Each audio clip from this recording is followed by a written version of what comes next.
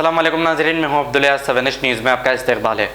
टोली चौकी के इलाके में तेज़ बारिश के बाद रोडों पर बहुत ज़्यादा पानी जमा हो गया है, जिस पर एरिया प्रेसिडेंट जुल्फ़िकार और कॉरपोरेटर हारून फरहान ने वहां के हालात का जायज़ा लिया है। आइए देखते हैं हमारे नुमाइंदे मोहम्मद अली अकील की ये रिपोर्ट।